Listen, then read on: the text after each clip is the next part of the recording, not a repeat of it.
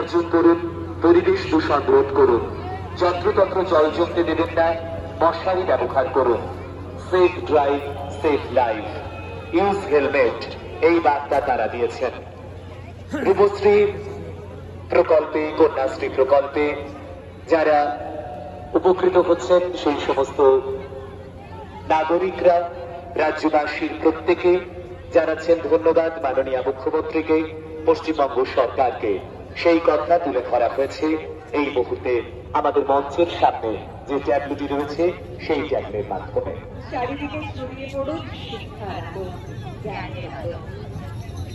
পরিবেশ সচেতন সুন্দর করবার জন্য এই সচেতনতার বার্তা, একই সঙ্গে আমাদের সমাজকে সুন্দর করে তোলবার জন্য মাননীয় মুখ্যমন্ত্রী এবং পশ্চিমবঙ্গ সরকারের যে উদ্যোগ, সবসময় আমরা লক্ষ্য করি মানুষের পাশে মানুষের সাথে থেকে কাজ করে চলেছে পশ্চিমবঙ্গ সরকার।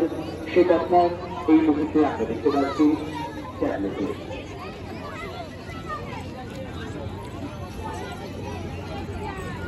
অসংখ্য ধন্যবাদ জানাই টাটাগঞ্জ নেতাজি সংঘের দুর্গোৎসব কমিটির সকল সদস্য এবং সদস্যকে এবং তাদের এই ভাবনা আমাদের সকলের সামনে অনুরোধ করব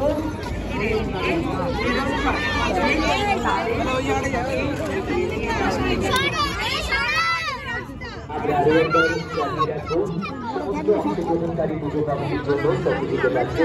এই সার্টিফিকেট প্রদান করা হবে আমাদের কার্নিভালের একেবারে শেষ লগ্নে।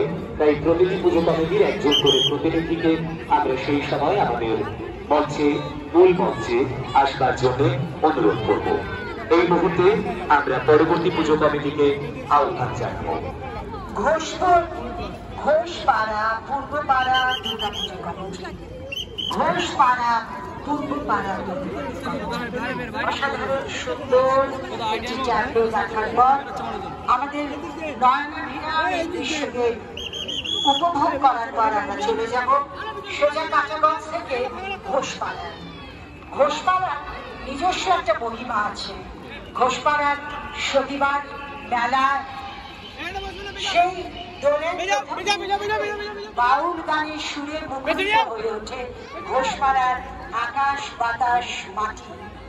ঘোষপাড়াতেই অবস্থিত কল্যাণী বিশ্ববিদ্যালয়, সংস্কৃতি শিক্ষার এক আঙিনা। ঘোষপাড়া নিজেই কল্যাণীর একটি ঐতিহ্যকে বহন করে নিয়ে যাচ্ছে। সেই ঘোষপাড়া পূর্বপাড়া দুর্গাপুজো কমিটির তাদের একটি বার্তা আছে আপনাদের উদ্দেশ্যে। সেই বার্তাটুকু একটু আপনাদের সঙ্গে ভাগ করে নিই।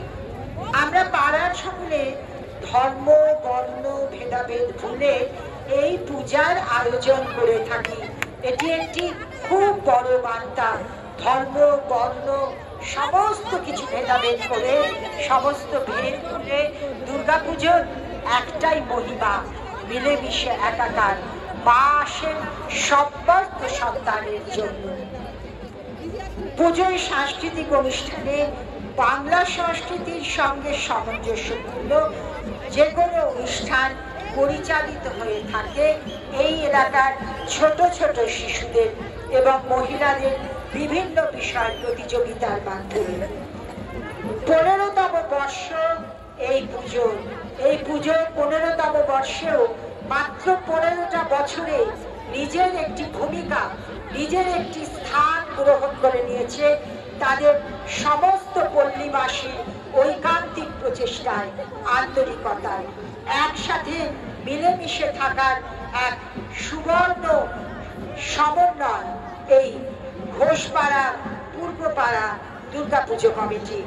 তাদের পুজোর বয়স মাত্র 15 বছর, কিন্তু এর মধ্যেই তারা মানুষের মনে, আপামর কল্যাণীবাসীর মনে এক অন্যরকম স্থান গ্রহণ করেছে।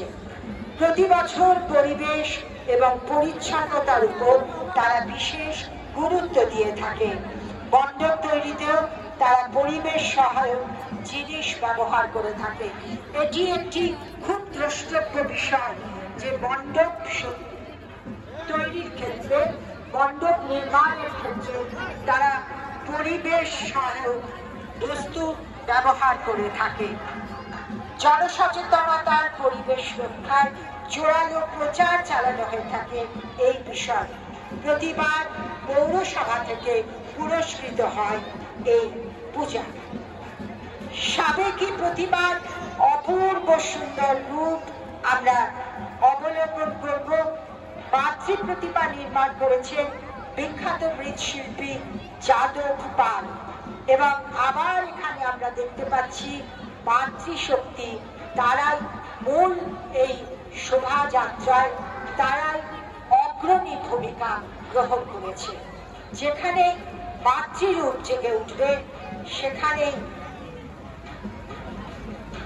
আবাস মায়ের, মা রয়েছে সমস্ত নারীর বুকের মধ্যে, সমস্ত নারীর বিভিন্ন রূপে, আর সেই রূপ আমরা অবলোকন করছি এই ঘোষপাড়া পূর্বপাড়া পূজা কমিটির মধ্য দিয়ে।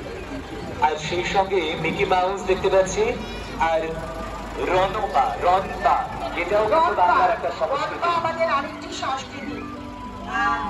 আগে যে যুদ্ধ হতো, আগে যে খবরাখবর আদান প্রদান হতো, সেই সময় তো কোনো ডিজিটাল মিডিয়া ছিল না, সে সময় হোয়াটসঅ্যাপও ছিল না, ফেসবুকও ছিল না। কাজেই যোগাযোগের সূত্র কিন্তু ছিল এই রণপা। এটা যে কি অসম্ভব রকমের একটি শৈলী। এই যে এই লম্বা দুটি পায়ের ওপর একটি মানুষ তার ব্যালেন্স রেখে দূর দূরান্ত অতিক্রম করে খবর পৌঁছে দিতেন এ প্রান্ত থেকে ও প্রান্তে। আজকের প্রজন্ম